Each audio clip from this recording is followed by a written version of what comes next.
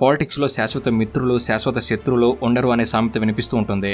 ఈ సామెత కేవలం పాలిటిక్స్లో మాత్రమే కాదు, జియో పాలిటిక్స్లో కూడా వర్తిస్తుంది.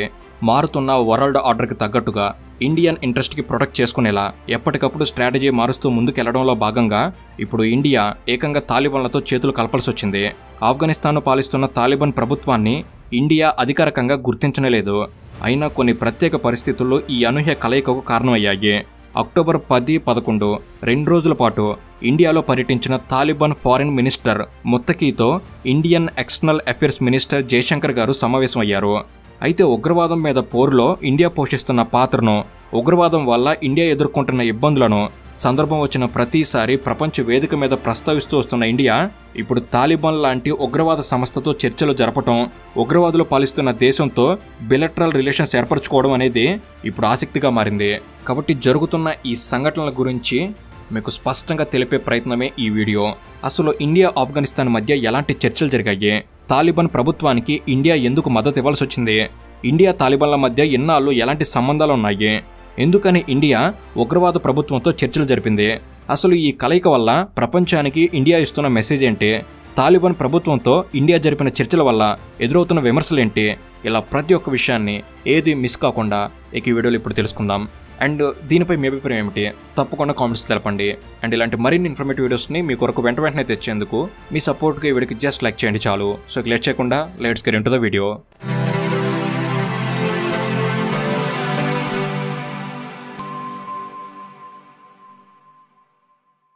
తాలిబాన్ పాకిస్తాన్ కేంద్రంగా ఆఫ్ఘనిస్తాన్ మీద సోవియట్ ఆధిపత్యానికి వ్యతిరేకంగా అమెరికా, పాకిస్తాన్లు కలిసి సృష్టించిన తిరుగుబాటు సంస్థ ఇది. ప్రపంచానికి ఎక్కువగా ఉగ్రవాద సంస్థగానే పరిచయమైన తాలిబాన్కి చాలా పెద్ద చరిత్ర ఉంది. ఇస్లామిక్ ఫండమెంటలిజం, పఖ్తూన్ నేషనలిజం ఇలాంటి కోర్ ప్రిన్సిపల్స్ ఆధారంగా ఈ తాలిబాన్ ఏర్పడింది. 1990ల మొదట్లో ఈ సంస్థ ఏర్పాటైనా కూడా 1994 నుంచి ఆఫ్ఘనిస్తాన్ ప్రభుత్వం మీద పోరాటం చేయడం మొదలుపెట్టింది. 1996 సెప్టెంబర్లో తాలిబాన్ ఏకంగా ఆఫ్ఘన్ రాజధాని కాబూల్ని హస్తగతం చేసుకుని ప్రభుత్వాన్ని కూడా ఏర్పాటు చేసింది. 2001 వరకు ఆఫ్ఘనిస్తాన్లో తాలిబాన్ రాజ్యమే నడిచింది. కానీ అమెరికాకు అందించిన సహాయంతో ఏర్పాటైన తాలిబాన్ ప్రభుత్వాన్ని తర్వాత అమెరికానే గద్దె దించాల్సిన పరిస్థితి ఏర్పడింది. 2001లో అమెరికా జోక్యంతో ఆఫ్ఘనిస్తాన్లో తాలిబాన్ పాలనకు చెక్కుపడింది. కానీ తాలిబాన్ మాత్రం అధికారం కోసం పోరాటం చేస్తూనే ఉన్నారు. అలా 20 ఏళ్ల పాటు సుదీర్ఘంగా అమెరికా ఆఫ్ఘన్ ప్రభుత్వంతో పోరాటం చేసిన తర్వాత 2021లో తాలిబాన్లు మళ్లీ ఆఫ్ఘనిస్తాన్ మీద కంట్రోల్ సాధించారు. ఈ 20 ఏళ్ల పాటు తాలిబాన్లు చేసిన ఆకృత్యాలు అన్నీ కావు. ఉగ్రవాదానికి వ్యతిరేకంగా ప్రపంచం పోరాటం చేస్తున్న సమయంలో తాలిబాన్లు మాత్రం ఉగ్రవాద సంస్థలకు సాయం అందిస్తూ ఉండేవారు. అల్ ఖైదా, ఐసిస్ లాంటి ఉగ్రవాద సంస్థలతో తాలిబాన్లకు సంబంధాలున్నాయి. వరల్డ్ ఆర్గనైజేషన్స్ అన్ని తాలిబాన్ని ఉగ్రవాద సంస్థగా ప్రకటించాయి. ఇదంతా తాలిబాన్లకు సంబంధించిన బ్రీఫ్ ఇంట్రో. బహుశా ఈ విషయాలన్నీ చాలా మందికి తెలిసే ఉంటాయి. కానీ తాలిబాన్కు సంబంధించిన ముఖ్యమైన విషయం ఏమిటంటే 1999 డిసెంబర్లో జరిగిన IC-814 హైజాక్ విషయంలో హర్కత్ ఉల్ ముజాహిదీన్ అనే ఉగ్రవాద సంస్థ తాలిబాన్ పాలనలో ఉన్న ఆఫ్ఘనిస్తాన్నే సేఫ్ డెస్టినీగా ఎంచుకుందంటే ఉగ్రవాదులకి తాలిబాన్లు ఇచ్చే సపోర్ట్ అర్థం చేసుకోవచ్చు. ఆ ఫ్లైట్ హైజాక్ విషయంలో తాలిబాన్లు ఇండియన్ గవర్నమెంట్కి ఉగ్రవాదులకు మధ్య మీడియేటింగ్ చేశారు. తాలిబాన్లు డైరెక్ట్గా ఇండియా మీద ఎప్పుడూ ఉగ్రదాడులకు పాల్పడలేదు. కానీ ఇండియాను టార్గెట్ చేసిన లష్కర్-ఏ-తోయిబా, జైషే మహమ్మద్ లాంటి వాటికి గతంలో తాలిబాన్లు అండగా ఉండేవారు. 2001 పార్లమెంట్ మీద దాడి కావచ్చు, లేదా 2008 ముంబై దాడులు కావచ్చు, ఇలాంటి మేజర్ టెర్రర్ అటాక్స్లో లష్కర్-ఏ-తోయిబా, జైషే మహమ్మద్ లాంటి ఉగ్రవాద సంస్థలకి తాలిబాన్లు సహాయం అందించారన్న సమాచారం ఇండియన్ గవర్నమెంట్కు ఉంది. కాబట్టి తాలిబాన్లను చాలా కాలం పాటు ఇండియా కూడా వ్యతిరేకిస్తూనే వచ్చింది. అయితే 2021లో ఆఫ్ఘనిస్తాన్లో తాలిబాన్లు రెండోసారి అధికారం చేపట్టిన తర్వాత పరిస్థితులు పూర్తిగా మారిపోయాయి. ముఖ్యంగా పాకిస్తాన్కి, ఆఫ్ఘనిస్తాన్కి మధ్య సంబంధాలు పూర్తిగా దెబ్బతిన్నాయి. పాకిస్తాన్ సృష్టించిన తాలిబాన్ ఇప్పుడు పాకిస్తాన్కి ఎదురు తిరిగింది. చాలా కాలంగా పాకిస్తాన్కి, ఆఫ్ఘనిస్తాన్కి మధ్య సరిహద్దు వివాదం కొనసాగుతూ వస్తుంది. ఇండియా, పాకిస్తాన్ మధ్య ఉన్న సరిహద్దు రేఖను రాడ్ క్లిఫ్ లైన్ అన్నట్టుగానే పాకిస్తాన్, ఆఫ్ఘనిస్తాన్ మధ్య ఉన్న సరిహద్దు రేఖని డ్యూరాండ్ లైన్ అంటారు. బ్రిటిష్ వారు నిర్ణయించిన ఈ సరిహద్దు రేఖని ఆఫ్ఘనిస్తాన్ అంగీకరించడం లేదు. ముఖ్యంగా తాలిబాన్ల గురించి చెప్తూ పఖ్తూన్ నేషనలిజం అనే విషయాన్ని ప్రస్తావించడం జరిగింది. పాకిస్తాన్, ఆఫ్ఘనిస్తాన్లకు సరిహద్దుగా ఉన్న డ్యూరాండ్ లైన్కు రెండు వైపులా పఖ్తూన్ జాతి ప్రజలుంటారు. పఖ్తూన్ జాతి ప్రజలు ఉన్న భూభాగాలు ఆఫ్ఘనిస్తాన్కి దక్కాలి అనేది తాలిబాన్ల డిమాండ్. దేశ భూభాగాన్ని వదులుకోవడానికి సిద్ధంగా లేని పాకిస్తాన్ డ్యూరాండ్ లైనే ఫైనల్ అని వాదిస్తుంది. ఇలా పాకిస్తాన్కి తాలిబాన్లకు మధ్య వివాదం జరుగుతుంది. అయితే వాస్తవానికి తాలిబాన్లను ఉగ్రవాదులు కాదు అనలేం. అలాగే తాలిబాన్లను గతంలో ఇండియా వ్యతిరేకించలేదని కూడా అనలేం. కానీ జియోపొలిటికల్గా జరుగుతున్న అనేక కీలకమైన పరిణామాలు తాలిబాన్లను ఇండియాకు దగ్గర చేశాయి. నిజానికి ఇండియా తాలిబాన్ల మధ్య చర్చలు 2025 జనవరిలోనే మొదలయ్యాయి.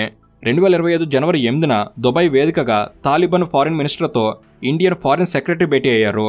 ఆ తర్వాత 2025 ఏప్రిల్ 22న జరిగిన పెహల్గామ్ దాడులను ఖండిస్తూ ఇండియాకు మద్దతుగా తాలిబాన్లు ప్రకటన విడుదల చేశారు. అలా తాలిబాన్లు కూడా ఇండియాకు దగ్గరయ్యే ప్రయత్నాలు మొదలుపెట్టారు. అయితే ఇండియా ఆఫ్ఘనిస్తాన్ మధ్య సంబంధాలు ఈనాటివి కావు. చాలా ఏళ్ల క్రితం నుంచే ఇండియా ఆఫ్ఘనిస్తాన్ మధ్య సంబంధాలున్నాయి. అందులో భాగంగా ఇండియా 969 కోట్ల రూపాయల వ్యయంతో 2015 డిసెంబర్లో ఆఫ్ఘనిస్తాన్కి పార్లమెంట్ భవనం నిర్మించిచ్చింది. ఈ భవనం ప్రారంభోత్సవానికి ప్రధాని నరేంద్ర మోడీ గారు స్వయంగా హాజరయ్యారు కూడా. అలాగే క్రికెట్లో కూడా ఇండియా ఆఫ్ఘనిస్తాన్ ప్లేయర్లకు ట్రైనింగ్ ఇవ్వడం, ఎక్విప్మెంట్ ప్రొవైడ్ చేయడం లాంటివి చేస్తూ వస్తుంది. కానీ తాలిబాన్లు ఆఫ్ఘనిస్తాన్ ఆక్రమించిన తర్వాత ఈ సంబంధాలు పూర్తిగా దెబ్బతిన్నాయి. కానీ ఇన్నాళ్లకు ఇండియాకు కూడా తాలిబాన్తో సంబంధాలు కొనసాగించే విషయంలో ఆలోచించాల్సిన అవసరం ఏర్పడింది.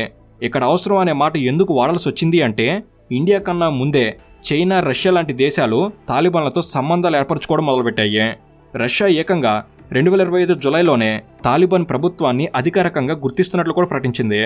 China, Iran, Pakistan, Kazakhstan, Turkey, Azerbaijan, Saudi Arabia, UAE, Turkmenistan ఇలా చాలా సెంట్రల్ ఆసియా, మిడిల్ ఈస్ట్ దేశాలు ఇప్పటికే ఆఫ్ఘనిస్తాన్లో ఎంబసీలను ఏర్పాటు చేశాయి. కొన్ని దేశాలు ఎంబసీలను ఏర్పాటు చేసే ప్రయత్నాలు కూడా మొదలుపెట్టాయి. కాబట్టి అవునన్నా కాదన్నా ప్రపంచ దేశాల్లో ఒక్కొక్కటిగా తాలిబాన్ రూలింగ్ ఆఫ్ఘనిస్తాన్తో సంబంధాలు ఏర్పరచుకుంటున్నాయి. కాబట్టి ఇండియా కూడా ఇప్పుడు ఆఫ్ఘనిస్తాన్తో రిలేషన్స్కి డోర్ ఓపెన్ చేయాల్సి వచ్చింది. నిజానికి 2021 నుంచే ఇండియా తాలిబాన్లతో అనఫీషియల్ రిలేషన్స్ మెయింటైన్ చేస్తూ వస్తుంది. ఇన్నాళ్ళు నడిచిన అనఫీషియల్ రిలేషన్స్ని ఇప్పుడు ఫార్మల్గా అఫీషియల్ చేశారు. అయితే మిడిల్ ఈస్ట్, సెంట్రల్ ఆసియా దేశాలు తాలిబాన్ రూల్ ఆఫ్ఘనిస్తాన్తో రిలేషన్స్ మెయింటైన్ చేస్తున్నాయి. కాబట్టి ఇండియా కూడా ఆఫ్ఘనిస్తాన్తో సంబంధాలు ఏర్పరచుకునే ప్రయత్నం చేసింది అనేది ఒక ప్రైమరీ రీజన్ మాత్రమే. ఈ కారణం కాకుండా ఆఫ్ఘనిస్తాన్ అనేది ఇండియాకు స్ట్రాటజికల్గా కూడా అత్యంత కీలకమైన లొకేషన్లో ఉంది. సౌత్ ఆసియా, మిడిల్ ఈస్ట్ దేశాలతో ట్రేడ్ అడ్వాంటేజ్, స్ట్రాటజికల్ అడ్వాంటేజెస్ కోసం ఇండియా ఇరాన్లో చబహార్ పోర్టును నిర్మిస్తుంది. ఇండియా ఇరాన్లో నిర్మిస్తున్న చబహార్ పోర్టుకి కౌంటర్గా పాకిస్తాన్ ఈ మధ్య అమెరికాకు ఒక ఆఫర్ ఇచ్చింది. ఈ మధ్య పాకిస్తాన్కి అమెరికాకు మధ్య పెరిగిన రిలేషన్స్లో భాగంగా బెలుచిస్తాన్లోని పాస్ని అనే ప్రాంతంలో ఒక పోర్ట్ నిర్మించాలని పాకిస్తాన్ అమెరికాకు ఆఫర్ ఇచ్చింది. ఈ విషయంలో అమెరికా ఎలాంటి డెసిషన్ తీసుకోలేదు. కానీ బెలుచిస్తాన్లోని గ్వాదర్లో చైనా ఇప్పటికే ఒక భారీ పోర్టు నిర్మిస్తుంది. కాబట్టి సౌత్ ఆసియా ప్రాంతంలో ఇండియన్ ఇంట్రెస్ట్కి చెక్కు పెట్టేలా పాకిస్తాన్, చైనా రెండూ కలిసి చేస్తున్న ప్రయత్నాల్ని ఎదుర్కోవాలి అంటే ఇరాన్ ఆఫ్ఘన్ కారిడార్ను స్ట్రెంథెన్ చేసుకోవాల్సిన అవసరం ఉంది. కాబట్టి ఆఫ్ఘనిస్తాన్తో సంబంధాలు ఏర్పరచుకోవాల్సిన అవసరం ఏర్పడింది.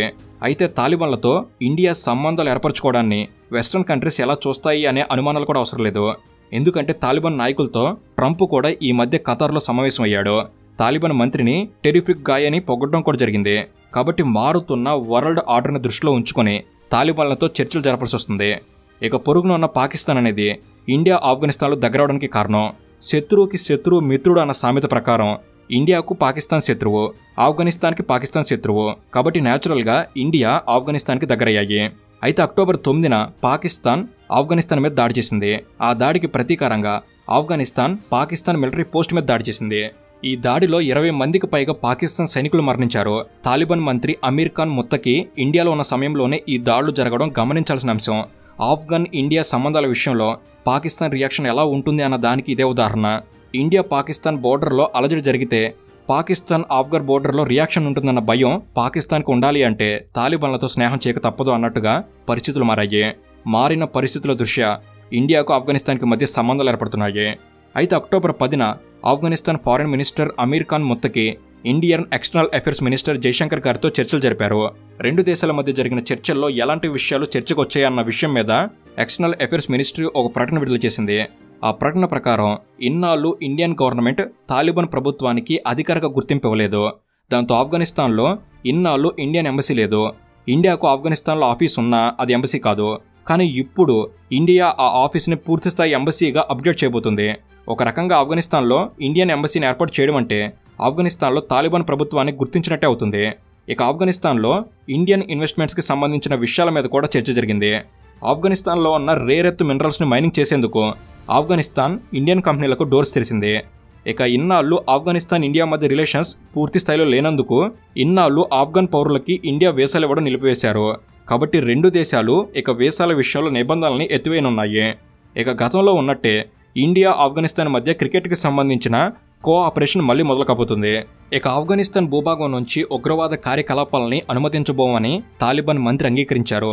ఇక ఆఫ్ఘనిస్తాన్కి తక్షణ సహాయంగా ఇండియా 20 అంబులెన్స్లను ఆఫ్ఘనిస్తాన్కి ఇచ్చింది.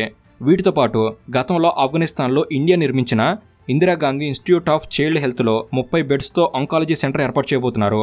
ఇవి కాకుండా మెడికల్ హెల్ప్లో భాగంగా వివిధ రకాల వైద్య సదుపాయాలని ఇండియా కల్పించబోతుంది. ఇలా ఇండియా తాలిబాన్ రూలింగ్ ఆఫ్ఘనిస్తాన్ మధ్య ద్వైపాక్షిక సంబంధాలు బలోపేతమయ్యాయి. కానీ అవునన్నా కాదన్నా తాలిబాన్లో ఉగ్రవాదులే. ఈ విషయాన్ని ఎవరూ కొట్టిపారేయలేరు. ఇప్పటికీ ఆఫ్ఘనిస్తాన్లో తీవ్రమైన మానవ హక్కుల ఉల్లంఘన జరుగుతుంది. మహిళలకు ఏమాత్రం స్వేచ్ఛ లేకుండా నిరంకుశంగా పాలన సాగుతుంది. అందుకే మెజారిటీ దేశాలు తాలిబాన్ ప్రభుత్వాన్ని గుర్తించేందుకు వెనకడుతున్నాయి. ఇలాంటి సమయంలో ఆఫ్ఘనిస్తాన్లో జరుగుతున్న మానవ హక్కుల ఉల్లంఘన విషయంలో ప్రపంచానికి ఏం సమాధానం చెప్తున్నాం అనేది ప్రశ్నగా మారింది. తాలిబాన్ ఫారెన్ మినిస్టర్ జయశంకర్ గారితో సమావేశమైన తర్వాత ప్రెస్ మీట్ పెట్టారు. ఆ ప్రెస్ మీట్కి మహిళా జర్నలిస్టులు రాకుండా అడ్డుకున్నారు. దాంతో తాలిబాన్ల వ్యవహార శైలి మీద పెద్ద ఎత్తున విమర్శలు రావడంతో మరోసారి మహిళా జర్నలిస్టుల సమక్షంలో ప్రెస్ మీట్ పెట్టాల్సి వచ్చింది. దాంతోపాటు తాలిబాన్ల విషయంలో అత్యంత సున్నితంగా ఆచితూచి ప్రవర్తించడం అవసరం అనేవారు ఉన్నారు. ఎందుకంటే తాలిబాన్ల చరిత్ర చూస్తే తాలిబాన్ అనే సంస్థ ఏర్పాటుకు సహకరించిన అమెరికా, పాకిస్తాన్లకి ఎదురు తిరిగిన చరిత్ర తాలిబాన్లదే. తాలిబాన్లను నమ్మడం అంటే పాముకు పాలు పోసినట్టే లెక్క. కాబట్టి గుడ్డిగా తాలిబాన్లను నమ్మడం కూడా మంచిది కాదు అనే అభిప్రాయాలు వినిపిస్తున్నాయి. ఇక తాలిబాన్ల విషయంలో నరేంద్ర మోడీ గారు గతంలో చేసిన కొన్ని కామెంట్స్ ఇప్పుడు వైరల్ అవుతున్నాయి. గుడ్ తాలిబాన్, బ్యాడ్ తాలిబాన్ అంటూ ఎవరు ఉండరు, తాలిబాన్ అంటే ఉగ్రవాదం అని నరేంద్ర మోడీ గారి విమర్శలు ఇప్పుడు సోషల్ మీడియాలో వైరల్ అయ్యాయి. దాంతోపాటు యోగి ఆదిత్యనాథ్ గారు తాలిబాన్ల మీద చేసిన విమర్శలు కూడా వైరల్ అవుతున్నాయి. గతంలో తాలిబాన్లకు మద్దతుగా సోషల్ మీడియాలో పోస్ట్ చేసినందుకు యూపీలో ఒక వ్యక్తిని అరెస్ట్ చేసి జైల్లో పెట్టారు. ఇప్పుడు అదే యూపీ ప్రభుత్వం తాలిబాన్ మంత్రికి సెక్యూరిటీ ఇస్తూ తాజ్మహల్ని దగ్గరుండి ఎలా చూపించింది అనే సమాధానం అనేక సందేహాలను పుట్టిస్తుంది. సో ఇది ఫ్రెండ్స్, ఈ విషయంపై మీ అభిప్రాయం ఏంటి తప్పకుండా కామెంట్స్ తెలపండి. అండ్ ఇలాంటి మరిన్ని లేటెస్ట్ అప్డేట్స్ అనేవి ఇక నుంచి వెంటనే తీసుకురాబోతున్నాం. అవన్నీ మీ వరకు చేరేందుకు తప్పకుండా మన తెలుగు నాలుగు సబ్స్క్రైబ్ చేసుకొని బెల్ని రెడీగా పెట్టుకోగలరు. Thank you for watching. Have a good day.